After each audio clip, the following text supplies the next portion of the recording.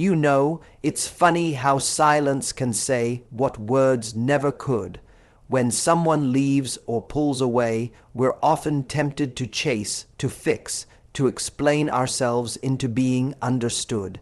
But there's something deeply powerful in choosing not to. There's something courageous about going quiet, not out of revenge or bitterness, but because you understand your worth.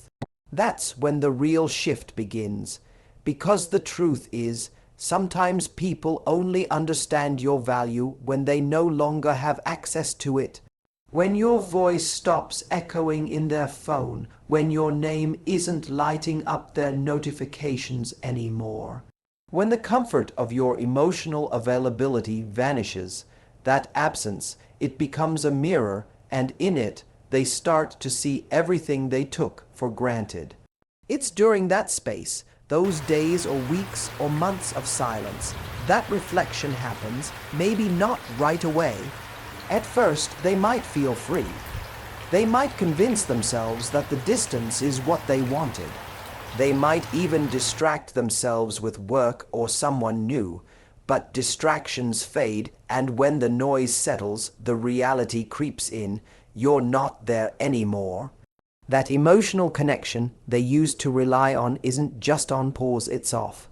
They start to replay the moments, the little gestures, the kindness, the loyalty, the laughter.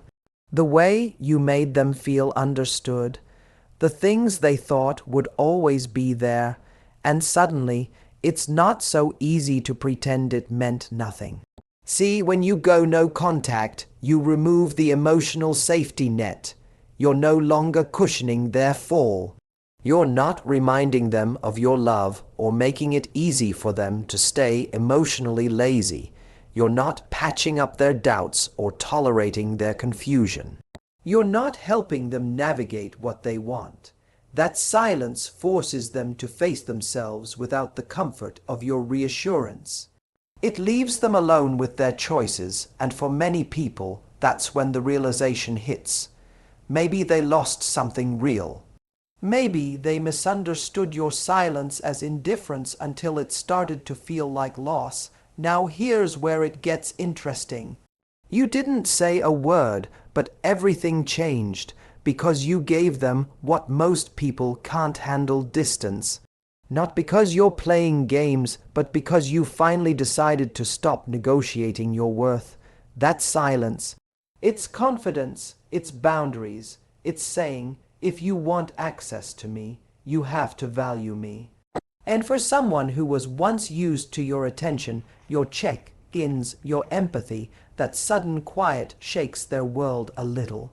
It disrupts the rhythm they took for granted. It removes the comfort zone they assumed they'd always have with you. And that's when the pull starts. It's not just about them missing your presence. It's about realizing how much easier life was when they had it. It's about understanding the emotional labor you were doing all along. They begin to feel the weight of your absence more than they ever appreciated the gift of your presence.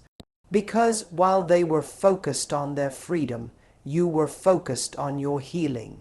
While they were trying to figure out if they missed you, you were busy remembering who you are. Here's the thing people don't always talk about. No contact isn't just about getting someone back. That's not the point. The point is that it allows clarity, not just for them, but for you. And if they come back, it shouldn't be because you begged, or because they pitied you, or because you made it easy. It should be because they've felt the difference, they've missed the energy, they've recognized the absence. And they're not returning to the same version of you they left. They're coming back to someone who no longer needs them to stay. That's when the dynamic changes. That's when the power resets. Because it's no longer about convincing them of your worth. It's about them realizing it on their own. And that's always more powerful. That's always more sustainable. People respect what they have to earn. And when someone sees that you've walked away with grace, not anger, with dignity, not desperation, they remember that. They feel it, it lingers. Your silence becomes unforgettable, not because it was cold, but because it was strong. And that strength speaks louder than anything you could have said to make them stay. Sometimes the most powerful thing you can ever say is nothing at all. Curiosity is a funny thing.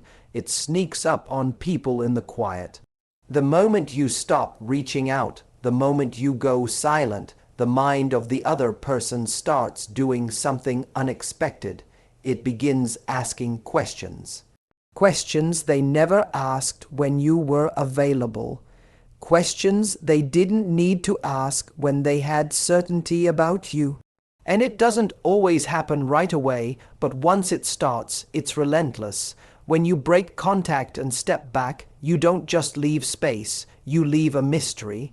And people can't resist mystery. You see, when someone is used to your energy, your texts, your calls, your emotional check-ins, it builds a rhythm.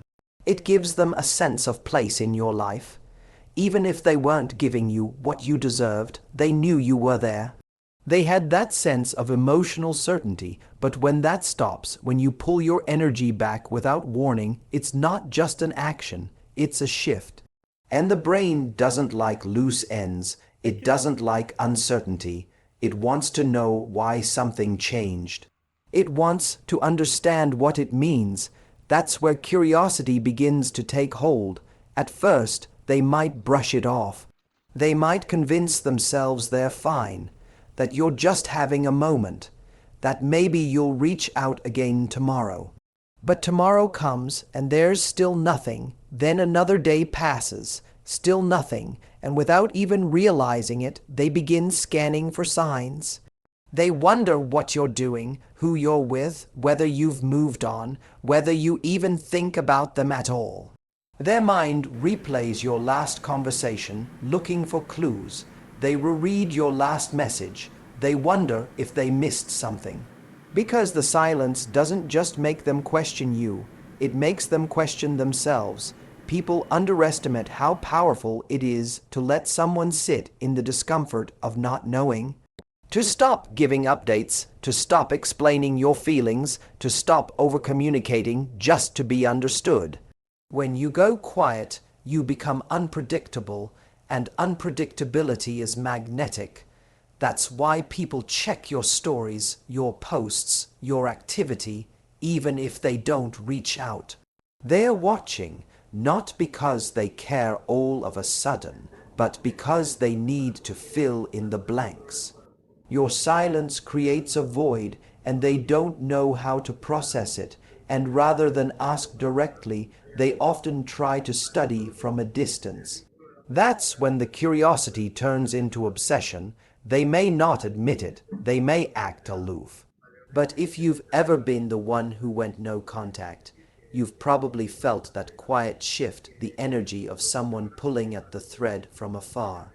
The random likes, the subtle interactions, the messages that come out of nowhere. Hey, just thinking about you. Hope you're doing okay. They'll act like it's casual, like they just wanted to check in, but it's not casual, it's calculated. It's driven by that unresolved curiosity. They want to know if you're still emotionally available to them without having to ask outright. They want reassurance without the vulnerability of admitting they care. And here's where your power lies. When you understand how curiosity works, you realize you don't need to do anything extra. You don't need to provoke. You don't need to manipulate. You simply need to hold your silence. That silence becomes your boundary. It becomes the space where they realize they can't take you for granted anymore. It reminds them that your access is a privilege, not a guarantee. And if they want clarity, they're going to have to show up differently. What most people miss is that curiosity only has power when they're not sure what you'll do next. That's why it's so tempting to break no contact early, because we think we need to make our intentions clear. But in doing so, we remove the very thing that makes them lean in. That uncertainty, that lack of control, is what drives people to confront their own feelings. And if they come back, it's not because you forced it. It's because their mind couldn't let you go. The silence you chose wasn't passive. It was intentional. It told them without words that your peace matters more than their comfort. It told them that you're not someone who begs to be seen. And when someone has to wonder about you, truly wonder, it's because they've started to feel the loss. Curiosity, at its root, is about caring enough to look deeper. And if they're looking, if they're questioning, it's because they've realized what your presence used to answer. Sometimes letting someone wonder about you says more than any explanation ever could. It's easy to assume that when someone comes back after no contact, it must be because they finally realized how much they love you, or that they've had a change of heart, or that they're ready to meet you at your level. And while sometimes that might be true, there's another side to it that people don't talk about as often. Something that's far less romantic, but just as real.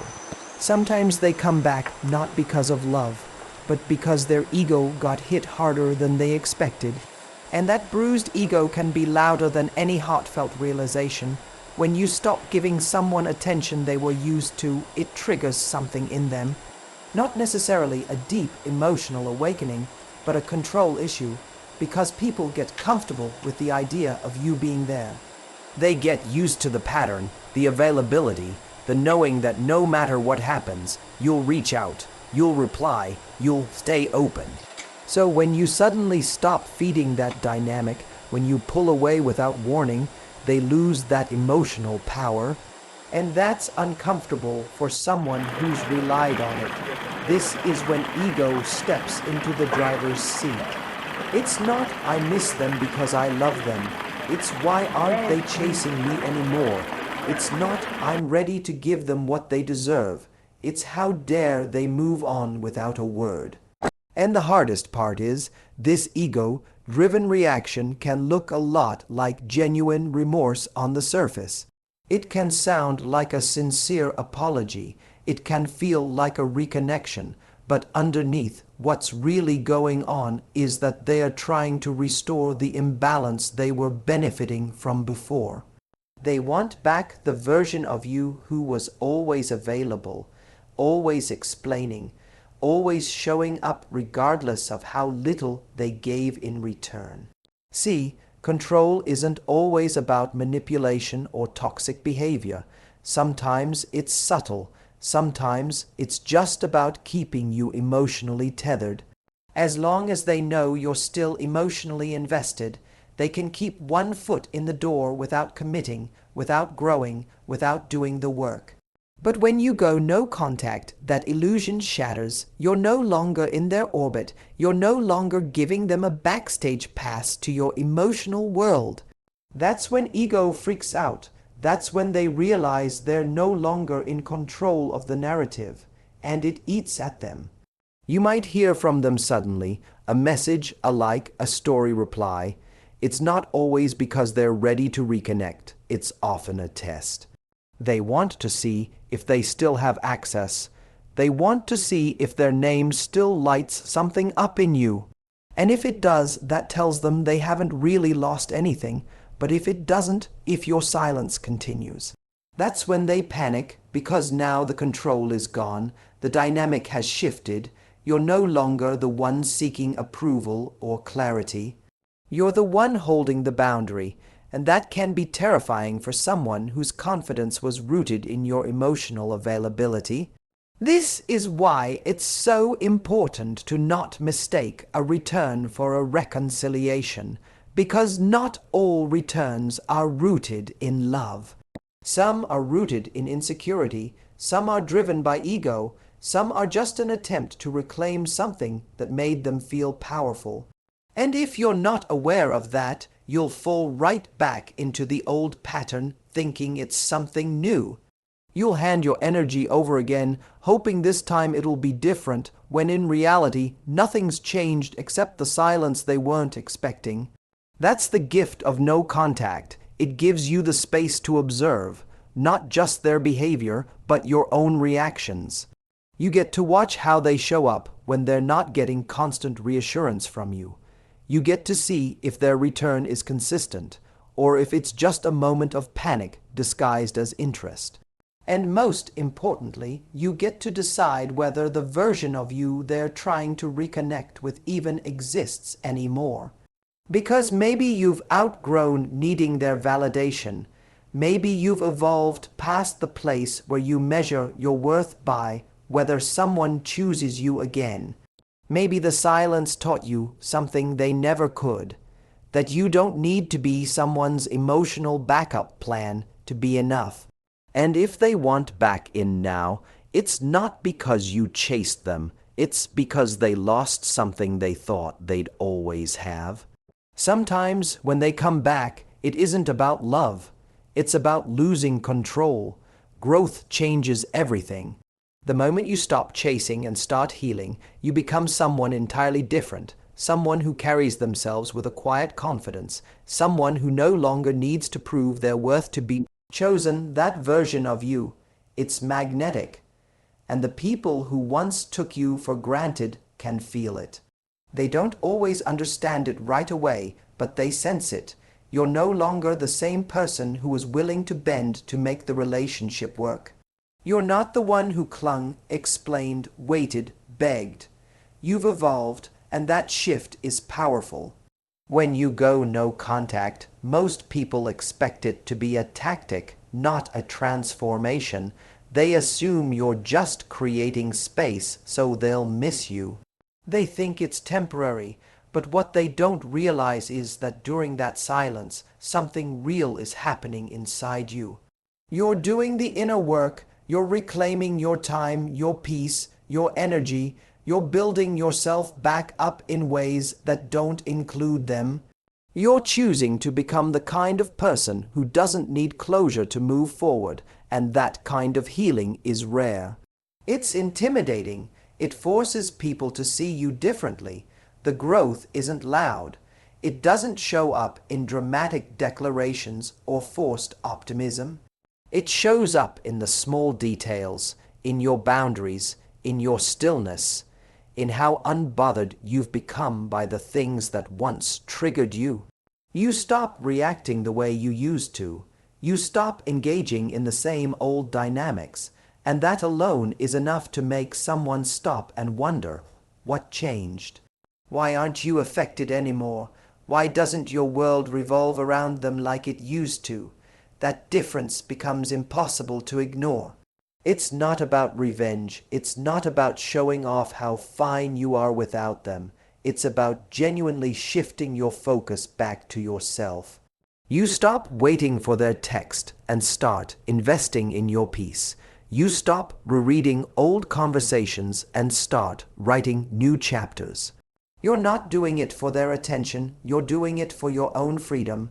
And ironically, it's in that very moment when you stop needing them that they start needing to know who you've become.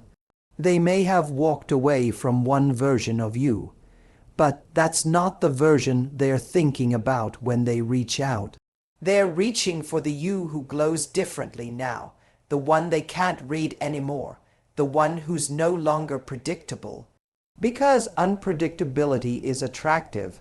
When someone senses that you're no longer emotionally dependent on them, it creates a tension. It makes them curious. It makes them anxious. They want to be let back into the world they thought they could walk away from, only to find that it's been renovated without them.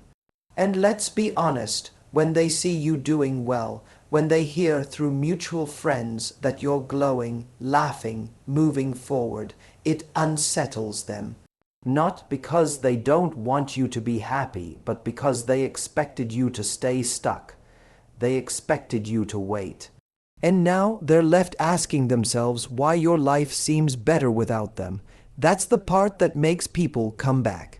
It's not just the absence. They can live with silence. It's the evolution. The fact that you took the pain, the heartbreak, the confusion, and you turned it into fuel. That you rose higher instead of sinking low, that you didn't just survive, you transformed. That scares people. And it attracts them. Because deep down, most people don't want to lose access to someone who's growing. It reminds them of their own stagnation. It reminds them of the version of themselves they haven't stepped into yet. Your growth shines a light on their complacency, and now they're faced with a choice.